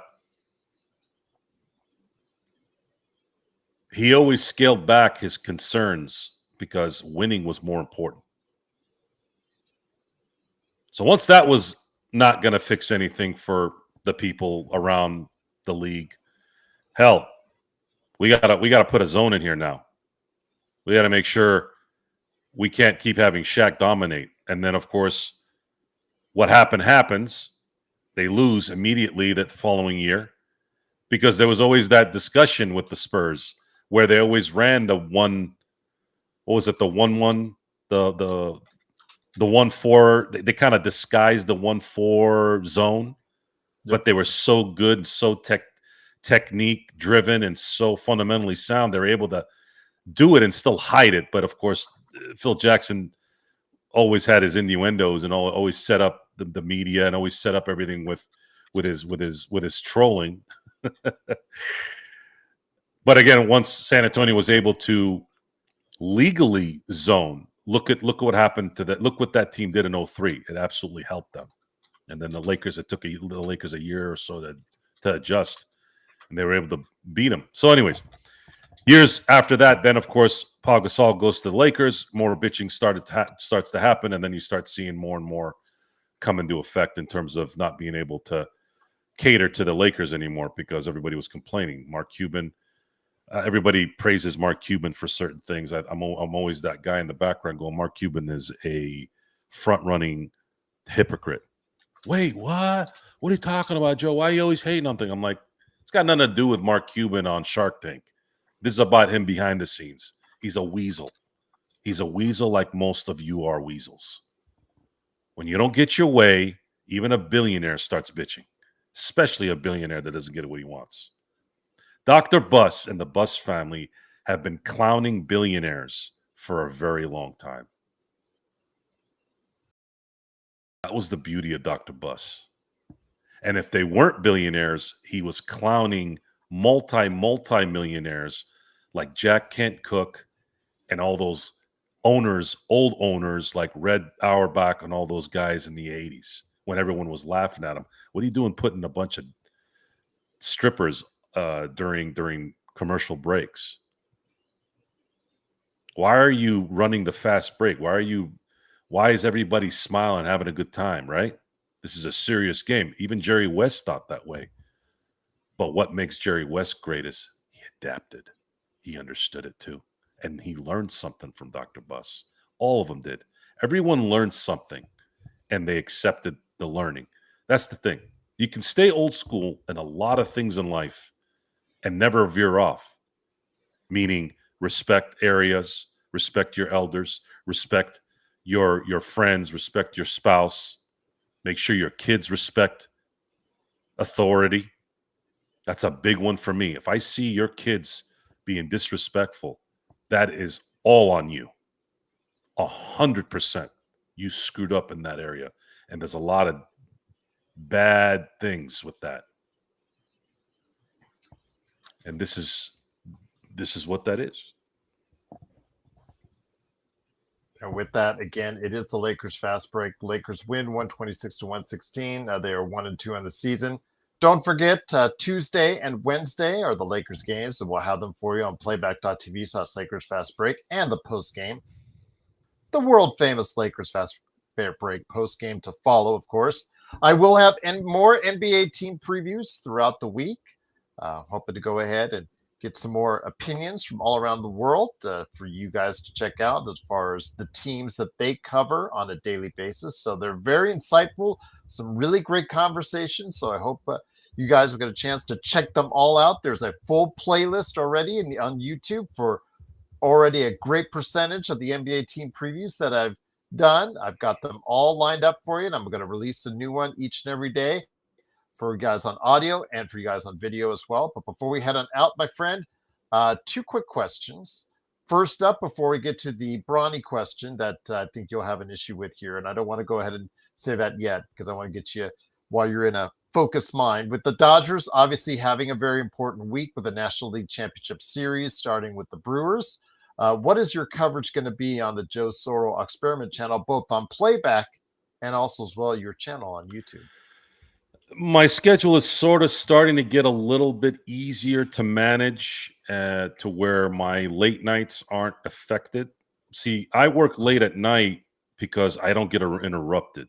So a lot of my phone calls and a lot of my dialogue, a lot of my work, I try to avoid the office late at night as much as I can, but sometimes I have to be there. I have to be at the office warehouse.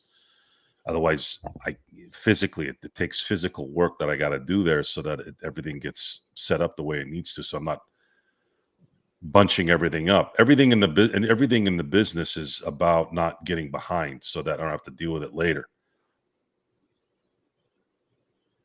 So with that, and with the Lakers starting the season, it's going to be my schedule and the time of the year is going to be a little easier for me to be available.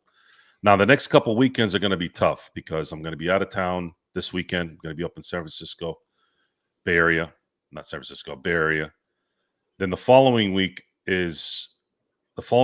I believe, is following couple weeks from then is going to be Halloween weekend, and I will be in Arizona. So that's what's going on there. It looks like Ohtani Anthony's pitching on Saturday. Is that correct? They're pushing. So Ohtani. So yeah, Snell is starting game 1, and Yamamoto is starting game 2, and then I believe the starting. Here, let me bring it up real quick. The starters. I think what Roberts is trying to do here is he knows he needs Shohei to be hitting better. Shohei cannot go 1 for 18 again in a series. Now, I get it. But I think it had a lot to do with the fact that the Philadelphia Phillies had 3 lefties in this series, and they saw 4 of them because one pitched again in the 4th game. The Phillies had, in my view, the best set of left-handers in baseball. That is why he struggled. There was a little bit of maybe a struggle because he pitched in game 1. But I think it had a lot to do with the fact that they ran into Philly, and Philly's lefties played all-world baseball. Because it wasn't just Shohei who struggled. Freddie Freeman struggled too. Freddie Freeman couldn't see the ball pretty much the entire series. That's how good Philly's lefties were. Now, the Brew Crew are very right-handed heavy. So that's a good start. I feel much better seeing Ohtani and Freddie seeing more righties coming in than not. I, much like today with Seattle and Toronto, if the Dodgers win game 1 tomorrow, you are going to see a very, very, very nervous Brewers team after that. Because what's going to happen is, and it happened against Philly, they're going to see, oh, shit. We just lost. And it was worse in game 1 against Philadelphia because Philadelphia had that game. That game was almost done. And then Teo hit a 3-run jack to the opposite field. And when Teoscar Hernandez hits anything productive in the opposite field, you're done. When he starts hitting opposite field, you can't stop the Dodgers. They never lose when he does that because it shows that he's gotten disciplined, that he's seen the ball at that point, and he picks his spots. And usually his spot is RBI hit or a home run.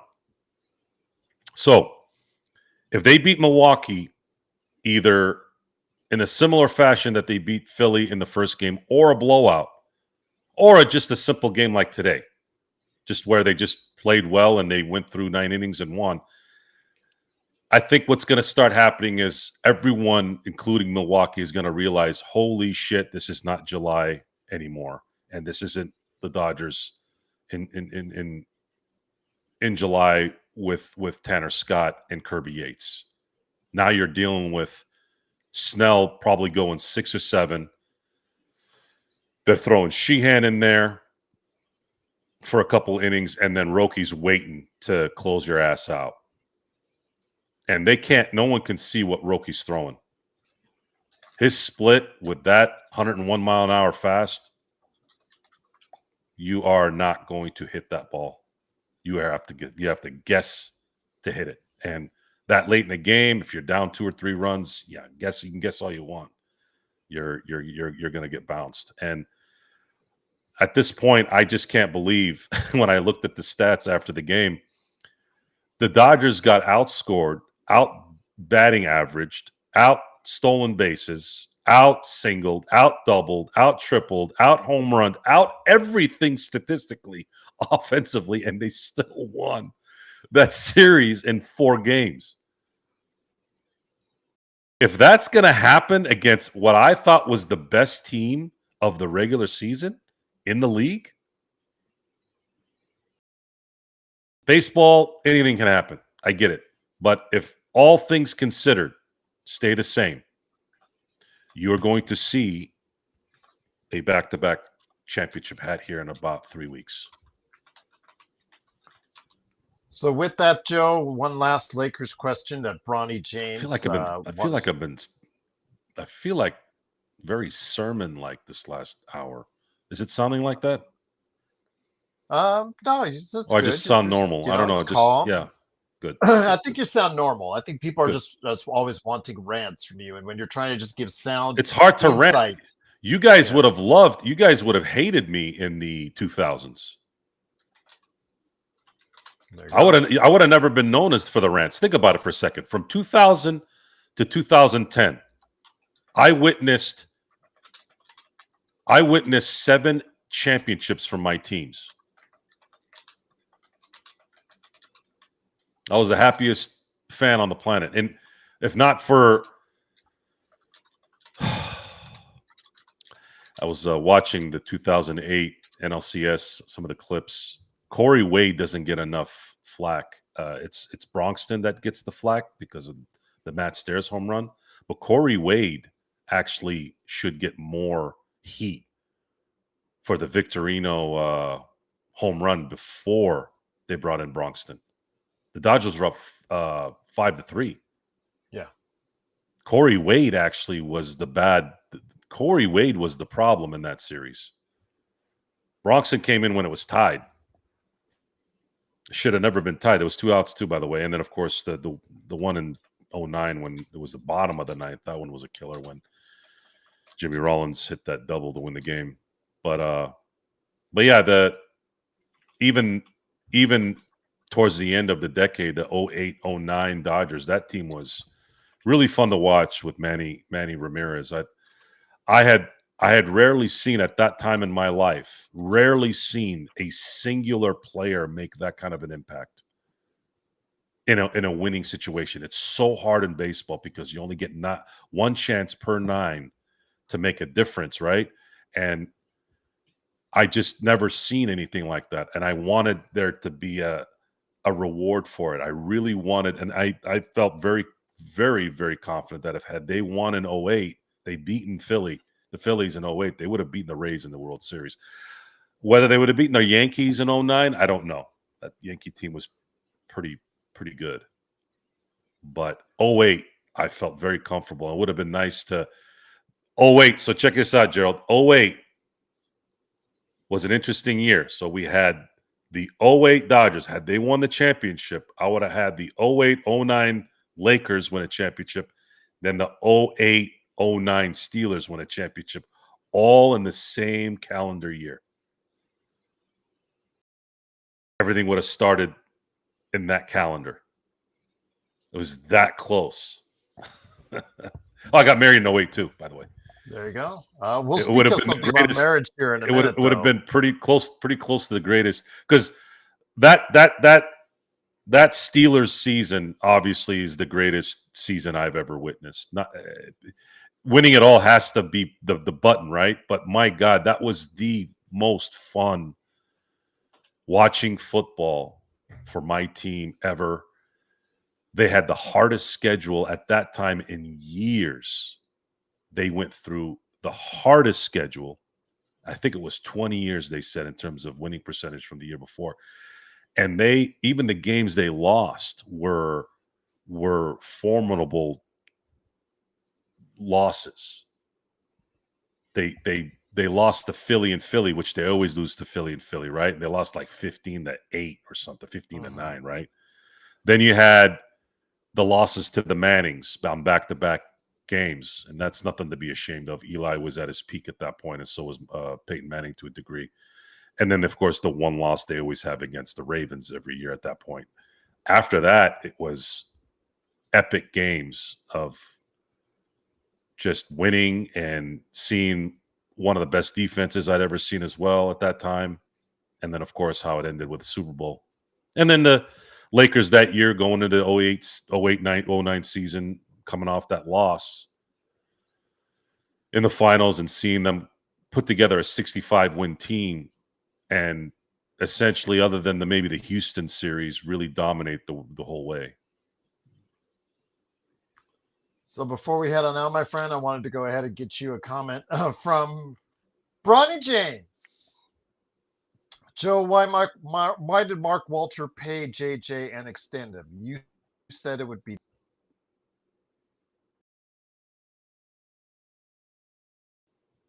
I'll let you think about that for a second. Why did he extend JJ? Yes, although actually technically it was, Rob Pelinka and Jeannie Buss that extended it. I don't know. I have to believe there's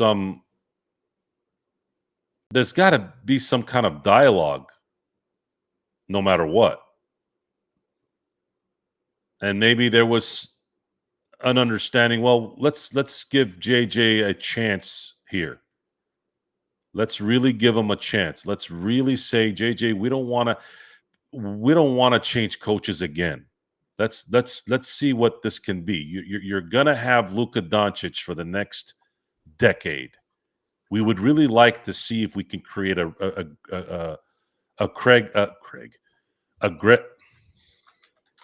Greg Popovich scenario where Luka can have the same coach his entire career in LA.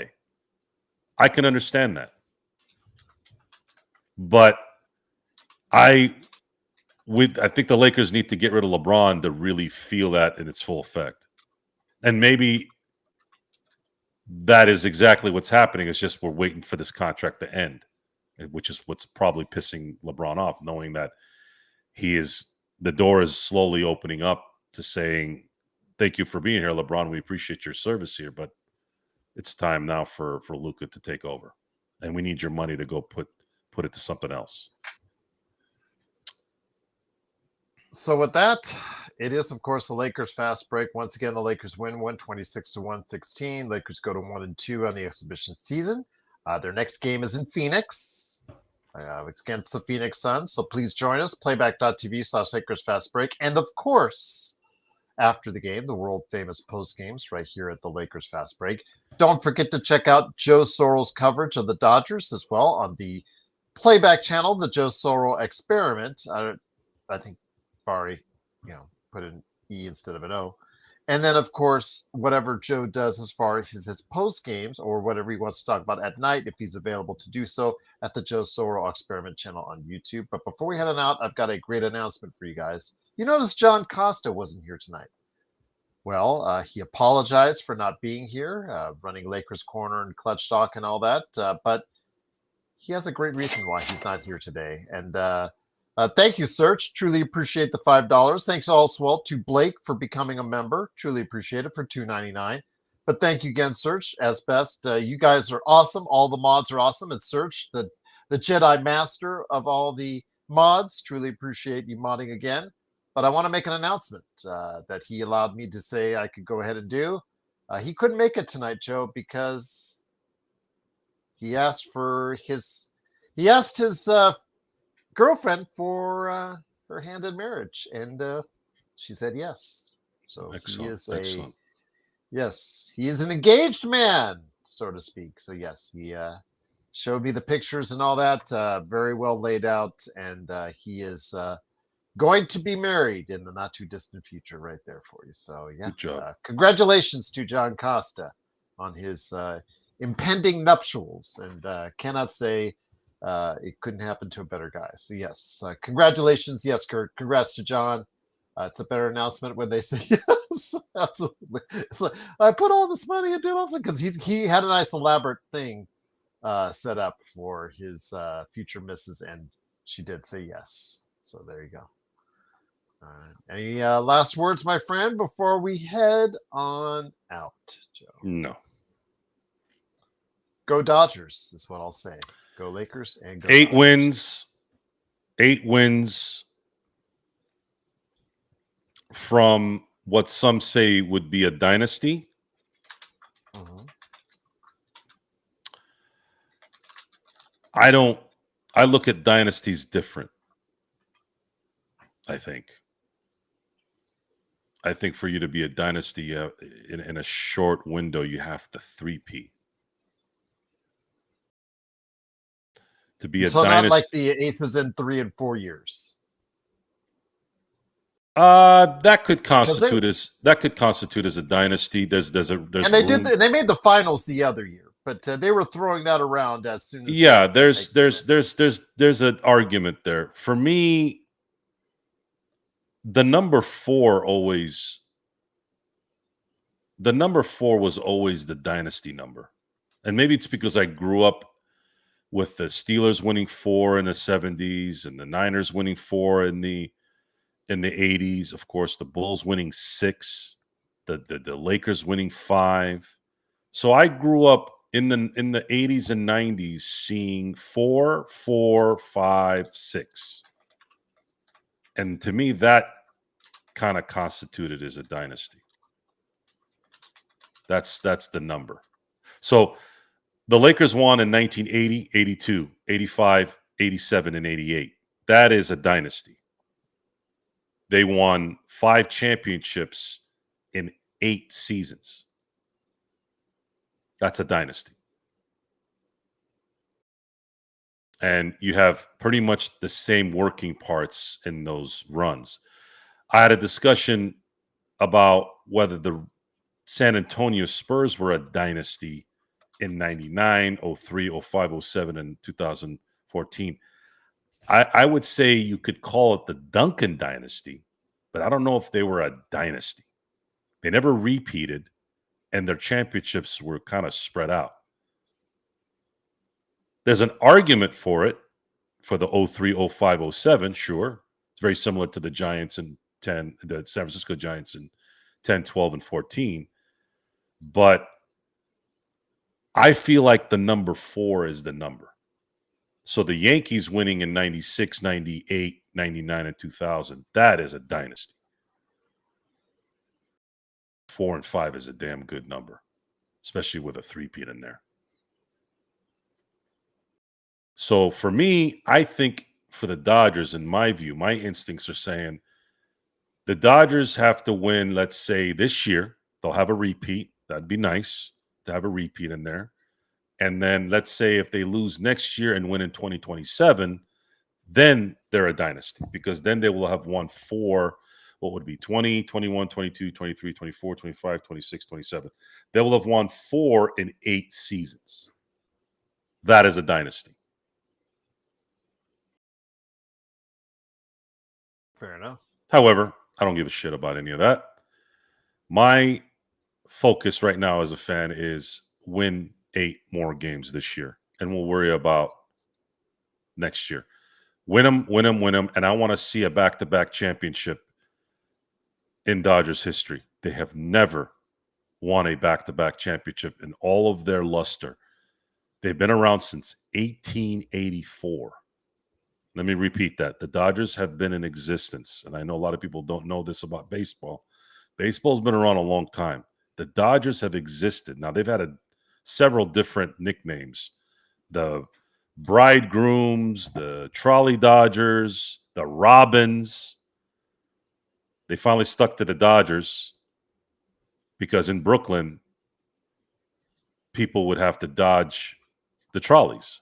That's why they called them the Trolley Dodgers. That's how life was at that point. So they've been around since 1884. And they have been the class of the National League with the St. Louis Cardinals. However, the Cardinals have 11 World Series championships. The Dodgers have 8. I am focused as a fan on seeing if the Dodgers would during the Ohtani era, which is after this season, there's still 8 more seasons left. I want to see if they can eclipse the St. Louis Cardinals and get into the position of the second most championships in Major League Baseball history, which would be 12, which means they would need to win 4 more. So if they win this year, then they have 3 more to win in the final 8 years of the Ohtani era. And I think that's a fair number. I think that's something that can happen. Because they're not catching the Yankees in my lifetime or your lifetime. We're talking about likely a whole century, and we're 75 years until the end of the century. They would need to make a Yankee run during this century. Yankee run like the Yankees had in the 20th century. And the Yankees would likely have to have a Chicago Cubs or Chicago White Sox or Boston Red Sox drought for them to catch up to 27. That's little bit outside what we were talking about, but again, that's some of the stuff. Sometimes that's the life I live. Sometimes I look at shit like that and wonder. Yeah, the Seattle World Series, should the Dodgers beat the Brewers, the Seattle World Series would be, I think, a better matchup than Toronto. I think they beat Toronto or Seattle either way, but it would be nice to not have to move time zones. Yeah. I think that'd be kind of cool. I like Seattle as a city. I think it's a pretty good city. I've been to it many times. Yeah, I was surprised at how much I liked Seattle when I went there years ago. I really was. I don't know what it was. I think it might have been. It's got a nice appeal to it to me. I think it might be that sometimes you feel it in your skin. I don't know if the air is better there. I don't know if the rain or if the crispness of the air over there, I don't know if that plays a factor in it, but a lot of times I can feel like I come into a town, I'm like, I got a good feeling about this. And it usually it's pretty good. Miami was probably the worst big city I've been to, but I went there in August, which was probably the bad idea. But I had work. It was work. I had to be there for work. It was the worst place to be in August. July and August. Yeah, July and August. It was so fucking hot.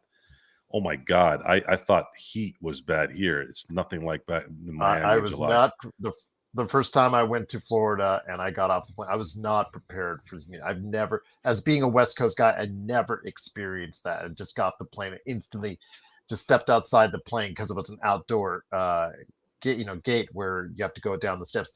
Instantly stepped outside the plane.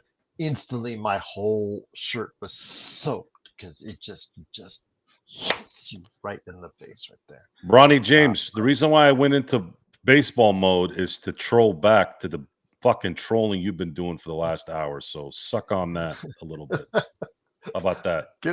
Find a jump shot, Bronny. Yeah. And then you and do us all a favor. Find it elsewhere in about 9 months. We don't want you here. Agreed. We don't want you in LA. You're gonna lose all your LA privileges as soon as Daddy's gone. Yes, I would agree on that one. But it is, of course, the Lakers fast break. The score was 126-116. We'll be back on Tuesday. But also, remember, I've got NBA team previews lined up for you for every day this week. So check on that. And also, maybe in the future as well. Actually, already in the future, I've already recorded it. A upcoming special interview for a Lakers book that I think you guys will be very interested in checking out.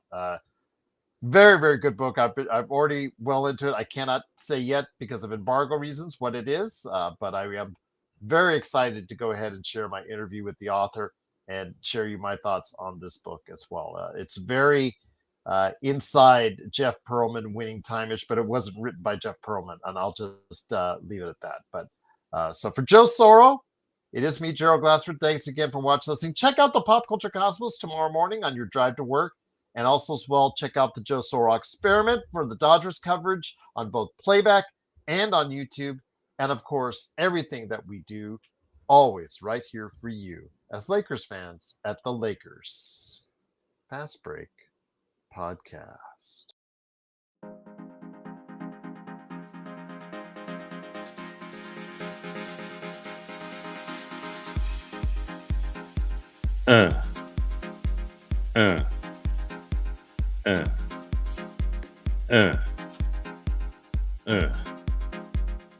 Hey, Bronny, thank you for being you.